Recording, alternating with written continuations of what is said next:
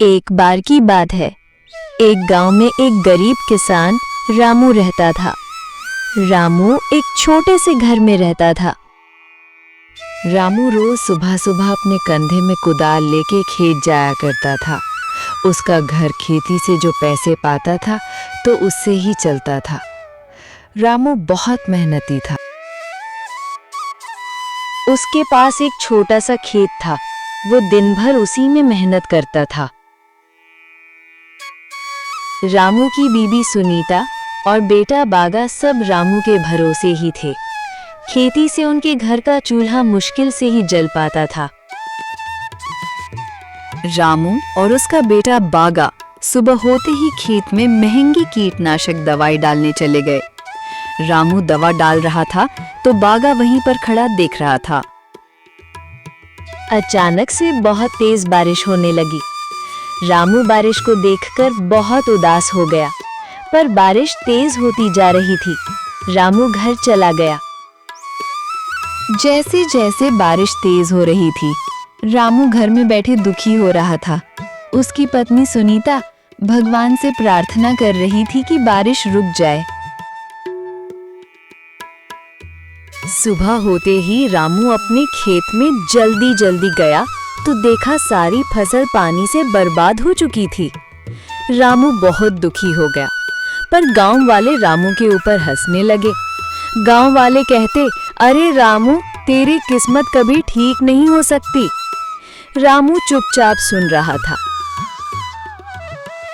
जब रामू के घर में खाने को कुछ नहीं था तो वो गांव के सरपंच जी के यहाँ गया और कहा, सरपंच जी, मुझे कुछ पैसों की ज़रूरत है। मैं कुछ ही दिनों में आपके पैसे वापस कर दूंगा। ठीक है, पर मुझे 4 महीने में पैसे वापस कर देना, नहीं तो ब्याज बढ़ जाएगा। अरे रामू, 4 महीने होने को आहे, कब दोगे मेरा पैसा? जी सरपंच जी, कुछ ही दिनों में दे दूंगा। फसल काट कर बेच कर दे दूंगा सरपंच जी।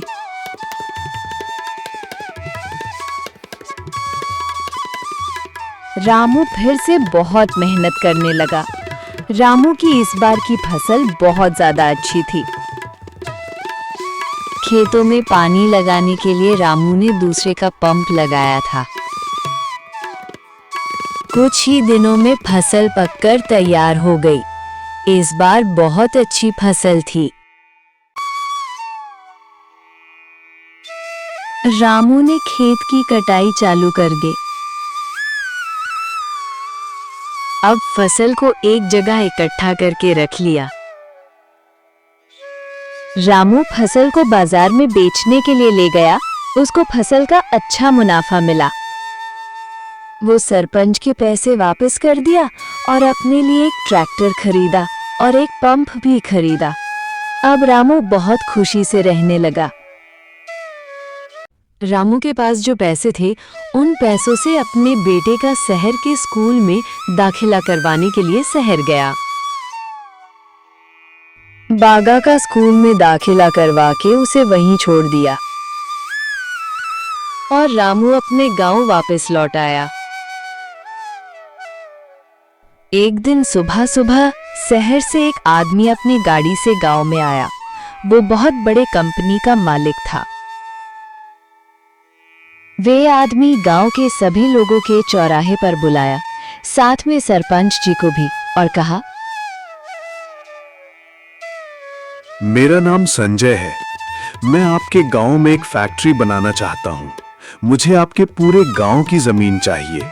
मैं आपको मुंह मांगी कीमत दूंगा। आप लोग शहर चले जाइए। नहीं, हमें पैसों की कोई जरूरत नहीं है और ना ही हम अपनी जमीन तुम्हें देंगे। हम अपना गांव छोड़ के कहीं नहीं जाएंगे। संजय गांव वालों से गुस्सा होकर वापस चला जाता है। एक दिन रात को गांव में एक चुड़ैल आती है और गांव की एक आदमी को अपने साथ में ले जाती है। अगली सुबह जब सबको चुड़ैल के बारे में पता चलता है तो कोई भी घर से बाहर नहीं निकलता है। पूरे गांव में सन्नाटा छाया था। कोई भी गांव में घर से बाहर नहीं निकलता था। अगली रात फिर चुड़ैल आई और एक आदमी को अपने साथ ले गई। वो आदमियों को अपने वश में कर लेती थी। चुड़ैल रोज रात को किसी न किसी को अपने साथ ले जाती थी। एक दिन सुबह सुबह रामू का बेटा बाहर शहर से अपनी पढ़ाई पूरी करके अपने घर आया तो रामू बोला, अरे बेटा, तुम घर से बाहर मत निकलना। यहाँ गांव में चुड़ैल का आतंक है। रात को तो भूल कर भी मत जाना घर से बाहर। अरे पिताजी, ये भूत चुड़ैल कुछ नहीं होते। मैं साइंस पर भरोसा करता हूँ। ये भूत चुड़ैल पर नहीं, ये सब कुछ नहीं होता।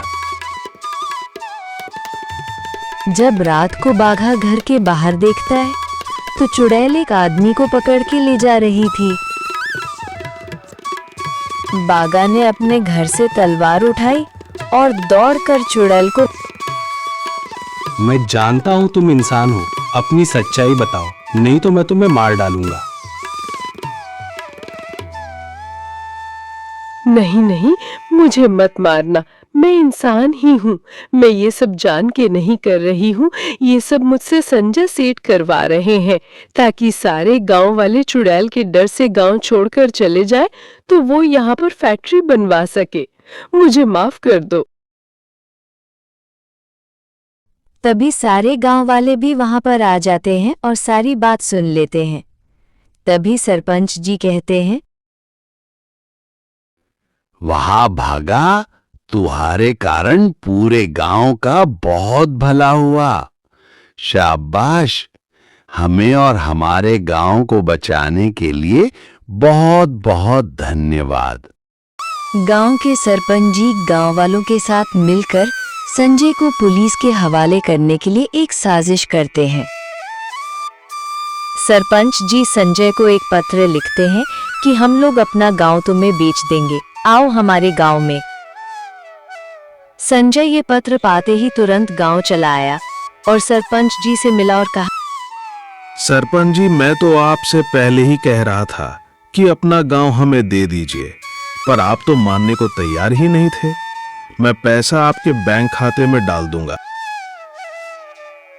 अरे संजय, इतनी भी जल्दी क्या है? हमें तुम्हारे बारे में सब पता है। कैसे तुम गांव से हमें भगाने के लिए तुम चुड़ैल का खेल खेला है, इसीलिए तुमको गांव में बुलाया है। इंस्पेक्टर साहब, आइए और पकड़ लीजिए इस मुजरिम को। पुलिस संजय को गिरफ्तार कर ली और अपने साथ ले जाकर जेल में बंद कर दिया। अब गांव में फिर से शांति और खुशी हो गई। सब लोग बिना किसी डर के आराम से अपना काम करने लगे।